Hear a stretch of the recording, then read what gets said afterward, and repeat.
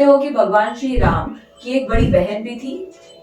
हाँ, उनके 3 भाइयों के बारे में तो हम सब जानते हैं, बट उनकी एक बड़ी बहन भी थी, देवी शांता। उनका जन्म अयोध्या के राजा दशरथ और उनकी पत्नी रानी कौशल्या के घर पे हुआ। जब शांता छोटी थी, राजा दशरथ से मिलने अंग देश के राजा रोमपद आए। वो छोटी शांता से इतना घुल मिल गए कि वो उन्हें गोद लेना चाहते थे। जिस बात से रानी कौशल्या बिल्कुल भी खुश नहीं थी, पर राजा दशरथ ने संतानहीन होने का दुख दिखा और उन्होंने अपनी पुत्री को अंग देश के राजा रोमपद को गोद दे दिया।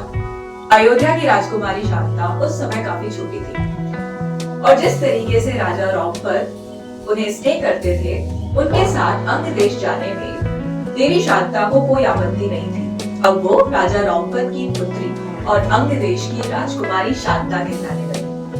राजकुमारी शांता का शिक्षा में बहुत मन लगा करता था, साथ ही वो अपने पिता के साथ राज्यपाट संभालना भी सीखती थी। उनके पिता राजा रोमपद उनसे इतना स्नेह करते थे कि अगर राजकुमारी उनके साथ है तो वो किसी पर भी ध्यान नहीं देते थे।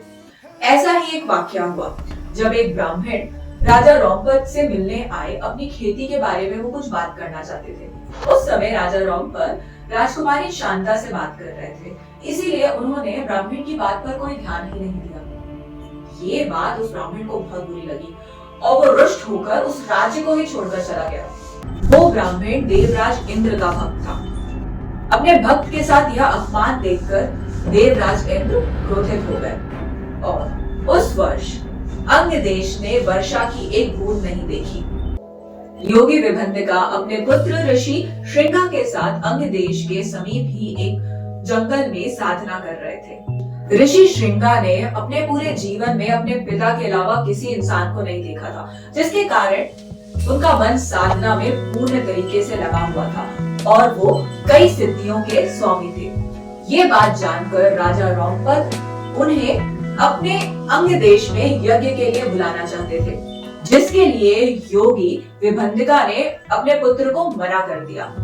पर ऋषि श्रृंगा राजा रोमपद से मिलना चाहते थे, को मना नहीं कर पाए और उनके बुलाने पर उनके राज्य गए, जहाँ पर ऋषि श्रृंगा के स्वागत के लिए केवल राजा रोमपद ही नहीं, राजकुमारी शांता भी इंतजार कर रही थी। विवाह के बाद ऋषि श्रृंगा के साथ मिलकर राजकुमारी शांता ने यज्ञ किया, जिस यज्ञ के मंत्र उच्चारण से देवराज इंद्र प्रसन्न हुए और अंग देश की प्रजा के दुख का निवारण हुआ।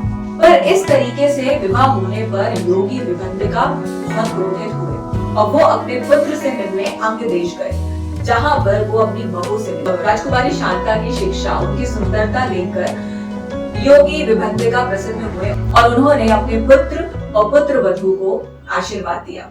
कहानी यहाँ खत्म नहीं होती, अभी रुकिए। देवी शांता वो स्त्री है जिनके कारण भगवान श्री राम का जन्म हुआ और असुर रावण का वध हुआ। कैसे?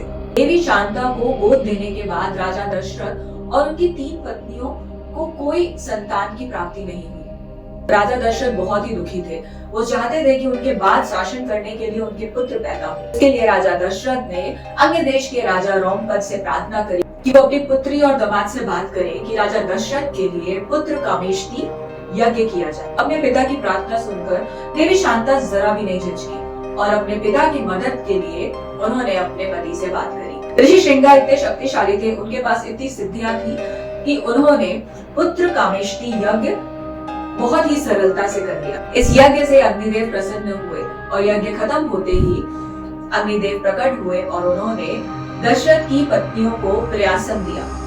इसके बाद की कहानी तो हम सब जानते हैं। शांता वो थी जिन्होंने अपने दोनों पिताओं की इच्छा पूर्ति कराई।